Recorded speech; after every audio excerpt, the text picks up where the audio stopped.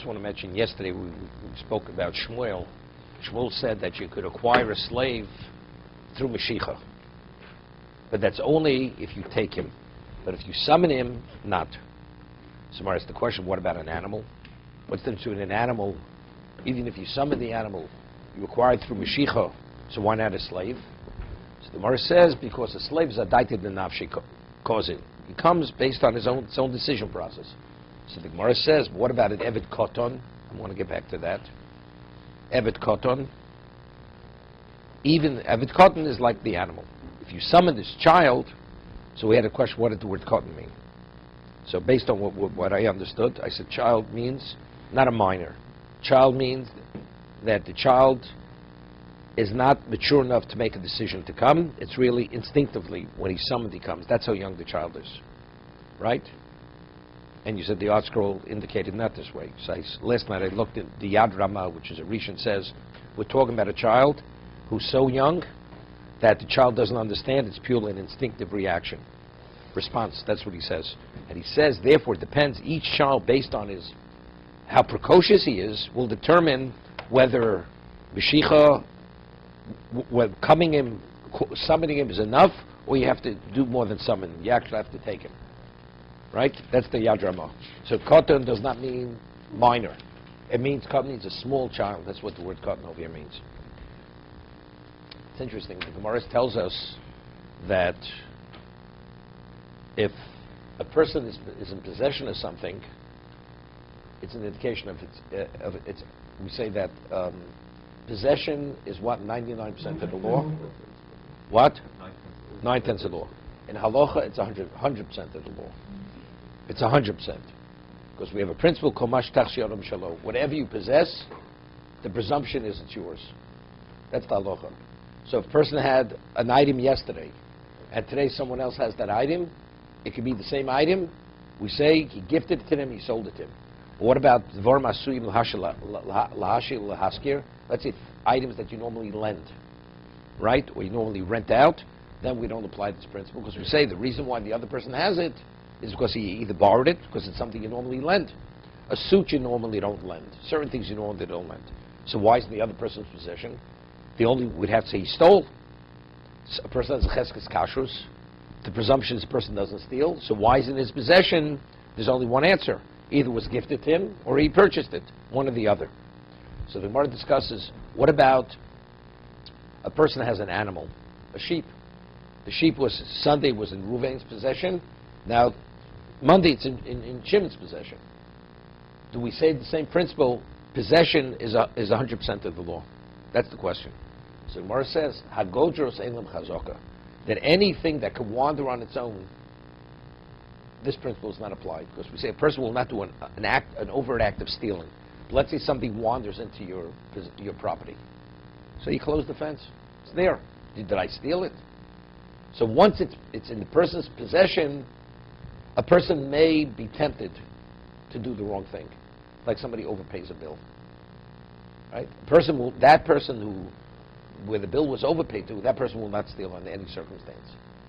But if it's overpaid, will you necessarily call the person, by the way, you overpaid? You won't tell him. You may not say. It's a little bit of a struggle. Should he tell him? Should he not tell him? Okay. Many years ago, we had a fellow South African used to come here. His name was David Tessel. So he said, we used to give shurim in business ethics. So the South African wanted to teach us on what's business ethics. So he says there were two Jews. They owned a cleaning store. Now, when Jews, they first start off in cleaning stores. This is the same time the Chinese did laundry, they did cleaning. So one of the partners is cleaning a suit that he finds a $100 bill in the pants pocket. So he has a quandary. What should he do? So you think the quandary is, should he return to the person who owns the suit? Should he tell his partner? Should he not tell his partner? That's Jewish business ethics. Do you tell your partner? I mean, the one who forgot it in his pocket, forget it. Him definitely you don't tell. Do you tell your partner or not? That's Jewish business ethics. Okay. So I'm saying, so the Gemara says, Hagodrus Eilim Chazoka. So the Gemara says, so what about a Canaanite slave? The Gemara speaks in Bava Basra about a Canaanite slave. So Canaanite slave also, if he's in your possession, would that be an indication of ownership? If he's in your possession, Gemara says no, it's no different than the animal. The slave could have wandered into your property, into your domain. The slave was upset with his master. He had enough. He walked into somebody else's domain. So possession means nothing. Someone says, what about cotton? What about cotton bariso? You have a child in a cradle. In a cradle. So the child can't walk on his own. Right? So the Gemara says there's a difference. If the mother is there together with the child in the cradle, it's not a chazaka. Because the mother says she took her baby with her. But if you only have the cradle without the mother, how did the baby come into his domain? Evidently, he transferred it to him. The baby can't walk on its own. So if there's a mother with the infant, with the child, then it's not a chazaka. Possession is not a chazaka. But without the mother, then it is a chazaka. Okay? The animal walking into your yard, is that a chazaka? It's not a chazaka. It's a chazaka if a third person says it's mine and he has no proof it's his. Just because you say it's yours, factually I'm a possession. Here we're talking about somebody who has a cheskes marikama. Person owned it definitely yesterday, and he claims it's still his. Now there you have to bring proof that he actually transferred it to you, that he gifted it or you sold it to him. Otherwise, because you could say that it's by you, it may have wandered in by itself. It's not that I gave it to you or I sold it to you. You following? The same thing with an Evet Kanani, same thing. That's why I'm mentioning it. Yeah. Evet Kanani could have walked into his domain on his own. But what about if you have a child in a cradle? Right. So then the Gemara differentiates if there's a mother with the child or there's a mother without the child. The child without the mother. Okay, let's go further. Yesterday the Gemara asked the question, if chazaka is a manner in which you require a slave, like if the slave carries the master, correct? So Gemara says, so why if the master cohabits with the shifcha kanainis, and she's actually supporting his weight, so she's carrying him, right? It should be a kinyan. It should be a kinyan chazaka. He's using her in a manner that he's weighing down on her. So that the Gemara said, because servitude is where there's an aspect of pain. There's pain. But over here, since both of them are engaged in a pleasurable act, therefore that doesn't demonstrate servitude. Okay? Therefore, it's not a chazaka. So then the Gemara asks the question, what about Bishlo Kadarka? What about if the person does an unnatural act with his Kanani maidservant, where he has pleasure and she has discomfort? What would be in that case? So that the Gemara answered, we're 5 lines from the bottom. Shlo Kadarka Ma'ikul Meimar. Omer Rav Achai Barado de Min Acho. Who says there's not some degree of pleasure to both of them, although it's unnatural, and it may not be at the level of a natural act, but who says there's no degree of pleasure for her? That's the first answer. Okay, so again, therefore it's not a demonstration of mastership over a slave. Old, we left over here. We have to understand the second one. Mishka ve'isha ksiv. The Torah says if a man commits a homosexual act, he's actually engaging in mishkve isha, the way a man lies with a woman. So even the unnatural act, therefore we would say from here it's derived that if a man commits adultery and does an unnatural act with a woman, a married woman, it's considered adultery, it's punishable by death. So over here, it says mishkve isha. Hikisha kosav kedarka shlo kedarka. So the Torah says that the unnatural act is the equivalent of the natural act. So the natural act is what? Definitely we said is not servitude, because we say they both have pleasure. The unnatural act, this is going, even though this pain, but of course the Torah equates A to B, therefore it's not an act of servitude. What kind of answer is this? What's the Gemara's answer? How do we understand the Gemara?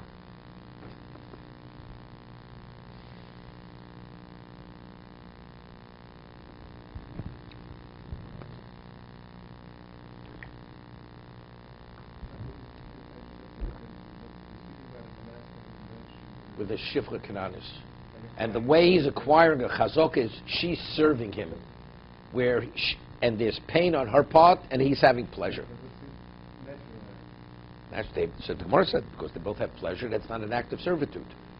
They're both engaging in a sexual act. No, definitely not. That the Gemara says definitely not. No, because she's in pain and he's having pleasure.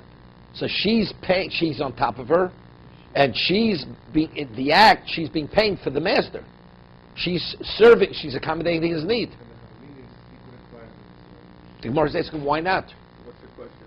I'm not asking why not. We're trying to understand the Gemara. What's the first Gemara's answer?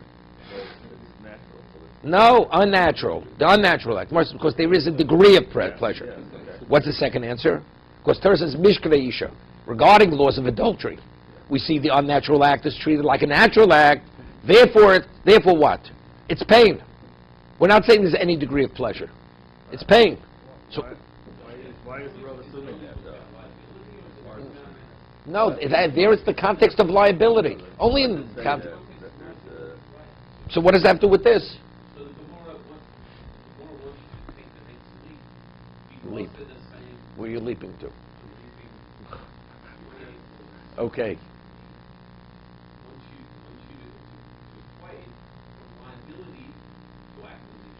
What's one thing to do with another? If we're saying chazok is because the slave is being pained or is exerting himself for the master, so that's an act of servitude.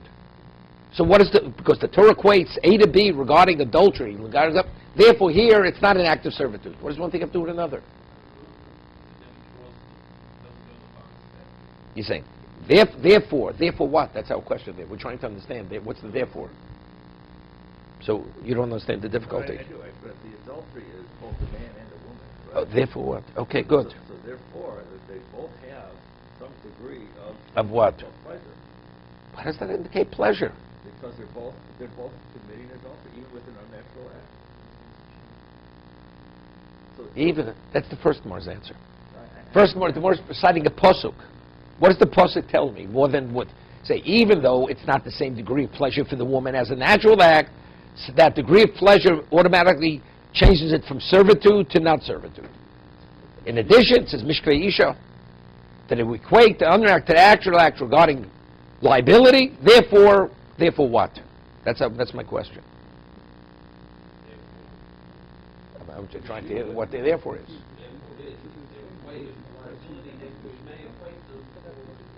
I'll tell you the way I understand it, okay? And if you hear the way I understand, you understand why your therefore doesn't begin. Just simple understanding. There's a machlokes rishonim. Well, let's say you have a slave. You give him your jacket to sew on a button.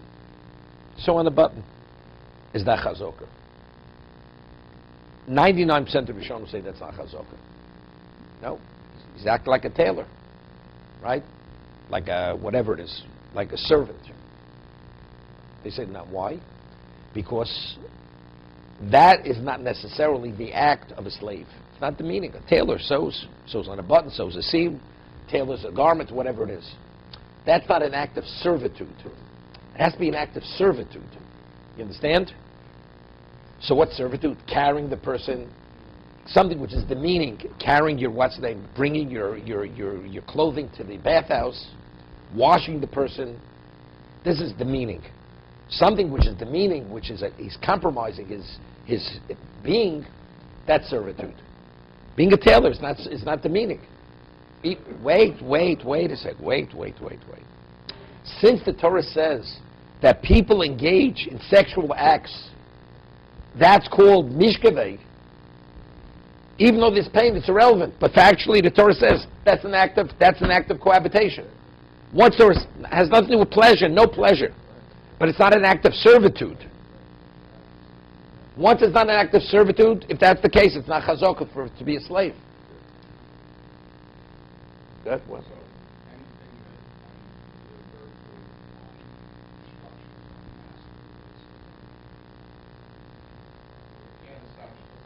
It's not from the master. It's what's considered demonstrating mastership over a slave.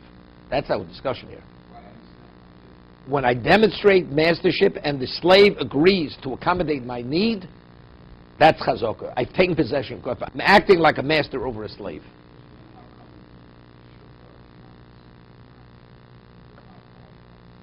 because we just said, even because she has pleasure. Of course, that's not called servitude. The second one is because the Torah says that's called an act of covenant. People, even non-slaves, a husband and wife, the man is permitted to do an unnatural act.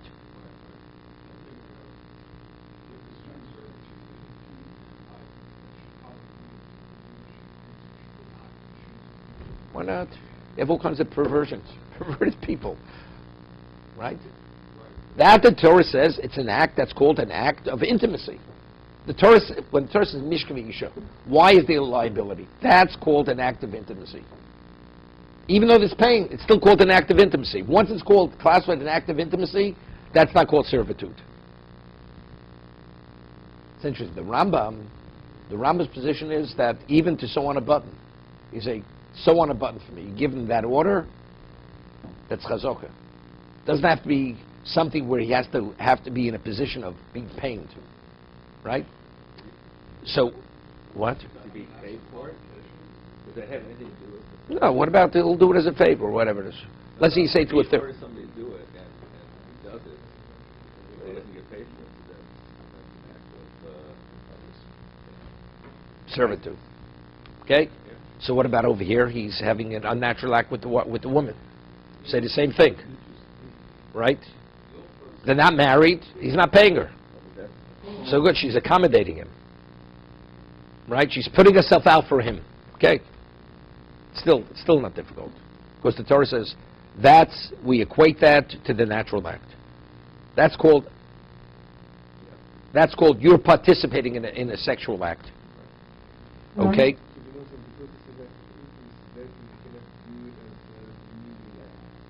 Correct. You don't see it as servitude. Right.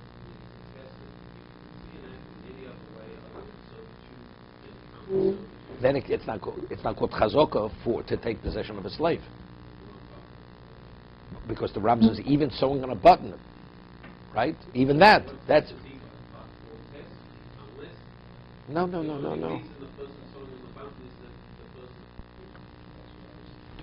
The man says sew on a button. And he sews on the button. He becomes a slave. So they're using two different tests. One test is that you can explain it some other way. There's an alternative explanation. No, The other test is not. it's the meaning. The meaning. I understand. There's an alternative. Burdening and the meaning. It's burdening and the meaning. One or the other. The other test is about if the person hadn't said it, he wouldn't be doing it. Well, he wouldn't know. He wouldn't know to sew on his button. Whatever. Clean my towel, whatever it is. Okay. Let's go further. Rabbi Yehuda Hindvo. Rashi says Hindvo is where he was from Ethiopia. He was an Ethiopian ger. He was a convert. Rabbi Yehuda Hindvo ger she'ein lo yorshim habo. He had no heirs. So if he has no heirs, what happens when he dies? Everything he owns becomes ownerless, as we said. Cholash. Everything becomes hefker. Anyone can take it. Okay? So listen to the story. He was ill. All Marzutra Lishuli Beg. So Marzutra went to pay a sick visit to this Rabbi Yehuda Hindvo. Rashi says, what's Hindvo? Meir's Kushi. Kush Metagvinan Hindvo. The Aramaic translation of Ethiopia is Hindvo. Okay? Cholash Omar Zutra Lishur Lebe Chazir Tokov Lealma Tuva. He was about to expire, to die. So what happens the moment he dies? Everything becomes ownerless. Omar Le Lavdeg. So Bar Zutra said to one of his slaves, he had Canaanite slaves, Shlofli Misanoi Vamtinu Lebeso. Remove my shoe. He says to remove my shoe and take it to my house. Take it to my home. That's an act of servitude. No, evidently he must have asked him permission if he could do it. Right? He must have asked him permission if he could do it. Otherwise, the story is a bad story. He's taking advantage. The man is dying, and all he's thinking about is how he could take possession of his possessions.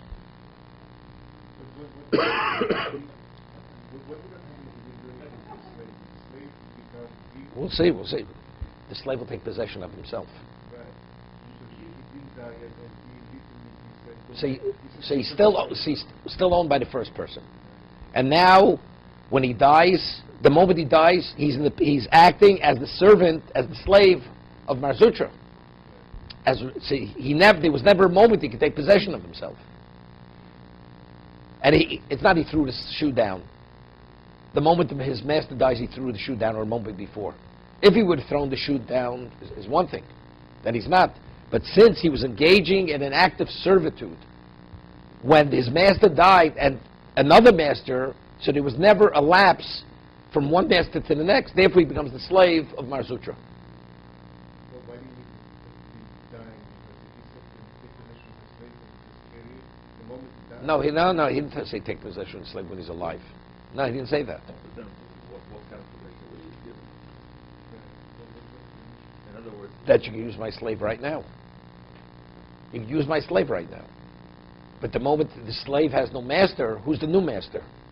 Mar Zutra is the new master. Because he's doing an act of servitude for Mar Zutra. Even though he got possession free. He didn't get freed. There was never a moment he was free. Okay? he was doing an act of service. Because he was doing an act of servitude for the second master. We'll see in a moment. So take a look in Rashi. We'll see in a moment. Ika Damri Godel Habo. One version was that the slave was an adult. So what is it? Zeh Pirush Lemi, Zeh Pirush L'chaim. This Rabbi Yehuda in the Vor, he passed on, and now, right, this person, Zeh Pirush L'chaim,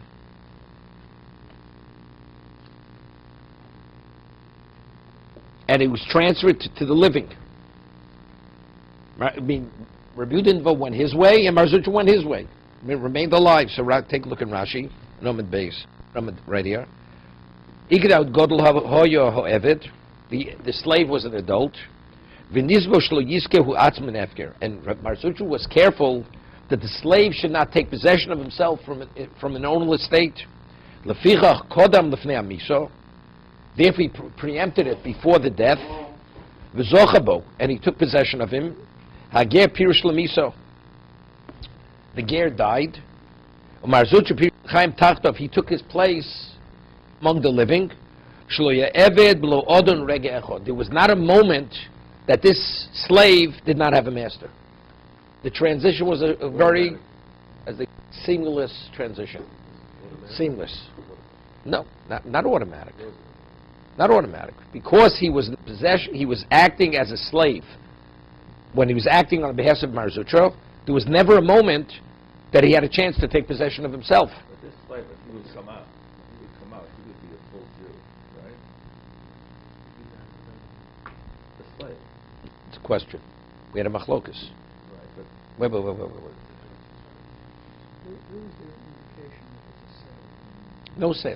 No sale. One man owns it, and another man does a chazaka with something. No, his chazok takes effect the moment he died. The moment this person dies, Are we saying that the act occurred after the death? it started before the death and it continued after the death. Pre-death, post-death. The man's going to get his shoes while he was doing it. The convert passes on. So that affected a change in ownership. Correct? Because he took possession of something which was ownerless. Okay? Now, okay, Ernie's asking a question. Right? I have a Canaanite slave, and I disown it. What's the status of the slave? Is he a Jew or not? Or he's a Canaanite slave that doesn't have a master? I thought he was a Jew. No, he's not a Jew. He's not a Jew. He needs a writ of emancipation. He needs a get shichra to be a Jew. He just went heftier, free. He would not be a Jew. If you remember, we're going to do Tosus again. It's Machlokes Rav and Shmuel. Hamafke avdo yotz lecherus lo yotz lecherus. Person disowns his Canaanite slave. Is he free? A free man becomes a Jew? Or no, he still needs to get shichra. He needs the writ of emancipation. We rule mafke avdo lo yotz lecherus. He retains his slave status, and he has to undergo a conversion. So if you remember Tosfos, we had Tosfos before, and Tezai, Tosfos said, everybody agrees. Gemara asked the question, it says that if a person writes in a document to an Eved Ivri, right, we said an Eved Ivri can be freed with a shtar, with a document, and he writes, you should be unto yourself. It's not valid. Right? So the Gemara said, Rabbi says, because Eved Ivri gufa konui. Right? Because since he has an intrinsic ownership, say, you should be unto yourself, there has to be a means of transfer. So Tosfos explains, if you remember, if he would disown him, he says, you're ownerless, then he's free. It's like disowning an object. So he says, why do I have a machlokes of Rav and Shmuel regarding Eved Kanani? Because there's a kinyan isur. Because an Eved Kanani is not permitted to marry a Jew, Jewish woman. Why? Because he's not a Jew. He's not a full Jew. The Eved Ivri is a full Jew. Except, what is it? This man has the intrinsic monetary right in him. Right? So what happens if you disown that monetary right? He's back to himself. He's fully in control of himself. Therefore, he doesn't need the shtar shichur. Doesn't need the writ of emancipation. Because purely, the interest is purely a monetary interest when I deal with an Eved Ivri. But if I'm dealing with an Eved Kanani, Canaanite slave, he's not a full Jew. So there's a Isser aspect to him. So what releases that Isser aspect? What causes the transition from semi-Jew to full Jew? I need that shtar. I need the writ of emancipation. That's the machlokes of Rav and Shmuel. Disowning him monetarily, is that sufficient to bring that about? Or I need the shtar shichur? But everybody would agree that hefker would be sufficient. So if that was the case, if the shtar shichur did give him the status of a Jew, why wouldn't... According to Shmuel. Okay, so even more so, if he just released him, he's a Jew, according to Rav, right? So then why would Marzukah... Rav says he's not. No, releasing is not enough. He doesn't become a Jew when you... No one holds it releasing... Shmuel holds that way. Shmuel holds that way, right. So Rav holds it with shtar shichur. So why would Marzukah want to keep the slave as a slave when he could become a Jew? Can I ask you a question? Are we in the Jewish turning Jews into Jews? Is that we want to make Jews or Jews that they should live like Jews? He's not Jewish. But he has the ability. So let me ask you a question. I have a Canaanite slave. Disown him. Disown him. Why did you disown him? Why should I disown him? Well, if you disown him, he'll be a Jew. Right? You don't disown him. You sound like the liberal left over here. Why don't you disown him? You have a slave. You have a right to keep him as a slave. What do you mean? A slave is forever. Torah says, "L'olam em tavodu." It's your asset forever. What do you mean disown him? Yeah, forever. All the generations are slaves. He has not only serve, even obligations, even mitzvahs say obligations. He's a semi-Jew. No, he continues to be a semi-Jew. When he was owned by the Ger, he was a semi. No, so according to Shmuel, he becomes a full Jew. According to Shmuel, he becomes a full Jew. According to Rav, he's not a full Jew. He's a Eved Kanani that there's no master in terms of owning his monetary aspect of himself. He's fully in control of his monetary value. But he's not a Jew. Definitely. He doesn't revert back to being a non-Jew. That's forever. He's Eved Kanani. It just seems a little odd that this man, Eved Kanani, cannot go free with the death of this... He had a choice. He could have, if he would have taken the shoe that Marzutra had given him and thrown it down and says, I'm not accepting your shoe. And then his master dies, he's free. He's a free man. Well, it depends. According to Shmuel, he's a Jew. Right. Refusal. To what? To refuse to take the shoe? I mean, if his master's alive, he's a defiant slave. Because his master said, take it. Evidently. Otherwise, as I said, the story sounds like a cruel story over here. Mazrucha is taking advantage of mankind to take as much as he can. He's covering every base over here.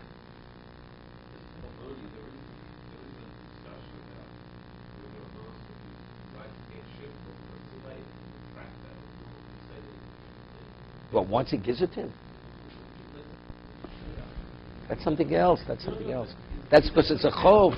That's a chov. It's something else. That's something else. That's something else. Well, let's leave it. That's the next Gemara. Bachlos remain the chachamim. Is that a chov or is that a merit? Okay. If you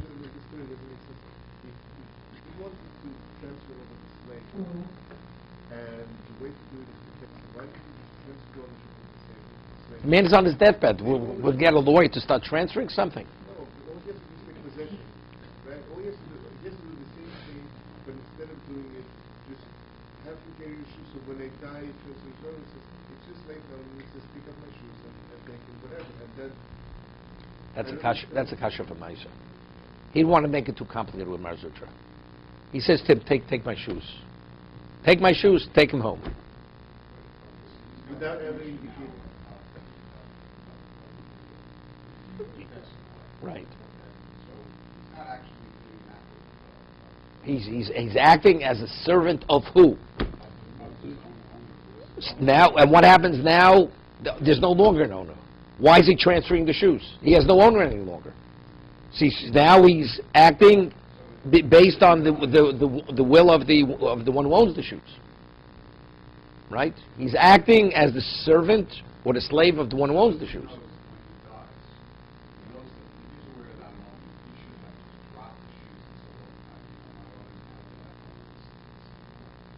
Well, if he drops it a moment too late, it's too late. He has to drop it a moment before he dies. Right? Exactly. Right? Correct. That's what Rashi says. There wasn't a moment that he did not have a master. It was one from one to the next. If someone has a slave, just negotiated this shoe on behalf of somebody else. And freak accident, the person died. He's now doing what's happened to the slave? That was the master order. No, first there he has an heir. There he has an heir. Nobody who's here since straight says, carry this shoe for this guy, and who's doing it, freak accident, he dies. What happens to this guy? Just because he's doing work and he has somebody else, does that transfer over? Do you think the story is this? I don't think so. Maybe yes, maybe not. He's ordered. Because there he's doing the act, he's doing it on behalf of the master. Here he's doing it on behalf of Marzutra. There's a difference. Okay, so now we have a question. This slave, was it an adult? Was it a minor? Because it's not simple. See, an adult is in a position to do an act of acquisition. A minor is not in a position. So we say an adult, the moment he has no slave, he takes possession of himself. A minor who's not a bardas doesn't have to be able to take possession of himself. So that's the discussion over here. It's a machlokes tanoim. So we're saying the first version was he was an adult, a slave. Vika de amri kotten hava. The second version is this child, the slave, was a minor. It was a minor. Udlo kabishol. But if you say he's a minor, then it's not going like Abishol, because we'll see in a moment. Abishol's of the position that if he's a minor, he cannot take possession of himself. As a minor, if he finds a lost object, he picks it up. It's not an act of acquisition. Identically, as a minor, you cannot take possession of yourself. The Tanya, Ger Shemes, we learned in the Brisa. A convert passes away, ubizbizu Yisrael nechosov. And it's a little, it's an earthy term. How does he translate? They plundered. Does he use the word they plundered? Art scroll. They appropriated. It's not the meaning of the word bizbizu. It's like, it usually means squandering. Ubizbizu Yisrael nechosov. No, which means they plundered. You know. And then among the assets of the person, the ger who died, they were adult slaves, they were minor slaves. Kanu atzman b'nei chorin. So Tanakama says, not only did the adults, the moment the master died, did they gain their own, are they in possession of themselves? Even the minors are in possession of themselves. Nobody now can take possession of the minor. Not the adult, not the minor. Rabbi Sholom says no. Rabbi Sholom gedolim kanu atzman b'nei chorin. The adults, they've acquired themselves to be b'nei chorin, they're free men. Ketanim kol hamachzor b'zochim. Even though the master already died, anybody takes possession of the child, he's considered the master, the new master. Well, as I said, it's easy to ask a question. Tanakama says Just the opposite. Tanakam is the one who's difficult to understand. Right? You're asking, right? Tanakam is one. Tanakam says whether adults or minors, they've already taken possession of themselves. So therefore, nobody can take possession of even the minor. Abba Shaul says no. An adult has the ability because he has halachic intelligence. He can take possession of himself. The child who does not have, he's not able. So therefore, if someone else takes possession of him, he becomes the master. So Abba Shaul's right. The Tanakam is the difficult one, not Abba Shaul. If a minor would want to do an active acquisition, is an active acquisition? No. So why, when it comes to take possession of himself, why is it yes considered an active acquisition? Now let's talk. Firstly, what if he takes possession of himself? What's the active acquisition? To acquire something, you need an active acquisition. What's the active acquisition? No. He's not free. We're saying the B'nai Chorin. The B'nai Chorin. What's B'nai Chorin? The free men. That means nobody take possession of the monetary value. I'm not getting involved with Machlokes Rav and Shmuel. Let's say he remains a Canaanite slave in terms of prohibition. He's not permitted to marry a Jewish woman. But monetarily speaking, he's ownerless. What? But he says it's because, right? Kanu Atzmon. They've acquired, it's not their ownerless. They've acquired themselves. What do you mean they've acquired? What was the act of kinyan? How did they acquire themselves? So it's hefker. It's hefker, so somebody can take possession of it's hefker. Why? So the question is, why not? No.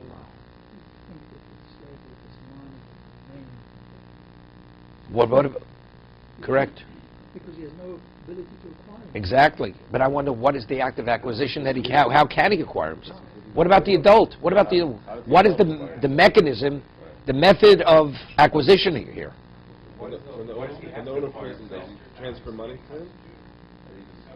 No, he doesn't become a Jew. Does not become a Jew. Does the owner transfer money to him? We will continue.